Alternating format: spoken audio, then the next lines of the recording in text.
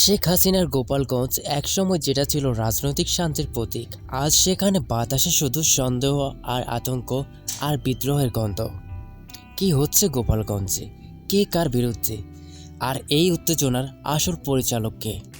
গোপালগঞ্জ বাংলাদেশের রাজনৈতিক মানচিত্রে এক গুরুত্বপূর্ণ নাম, কারণ এটাই শেখ হাসিনা এলাকা, আওয়ামী লীগের ঘাঁটি।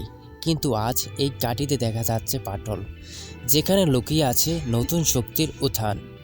16 জুলাই গোপালগঞ্জ শহরের ন্যাশনাল সিটিজেন্স পার্টি এনসিপি আয়োজন করেছিল এক শান্তির পদযাত্রা। হাজার মানুষ, তরুণ, ছাত্র সবাই বলছিল আমরা চাই পরিবর্তন। কিন্তু সেই শান্তিতে রক্ত ভিজে গেল। সংঘর্ষ শুরু হয়। কে প্রথম আক্রমণ করলো আজও বিতর্ক। কয়েকজন নিহত, অনেক আহত। শহরে কারফিউ, ইন্টারনেট বন্ধ, সাংবাদিক আটক। যেন কেউ চায় না সত্যি বাইরে আসুক। তাহলে কি গোপালগঞ্জে হাতছাড়া হচ্ছে আওয়ামী লীগের, নাকি এটা শুধুমাত্র একটা নাটক, নির্বাচনের আগে রিহার্সাল?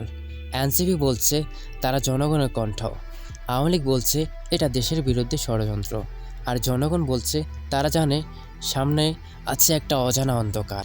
অন্যদিকে বাড়ছে গ্রেপ্তার, বাড়ছে ভয়, কিন্তু একই সঙ্গে বাড়ছে এক নতুন প্রশ্ন: ভবিষ্যতে বাংলাদেশ কোথায় যাচ্ছে?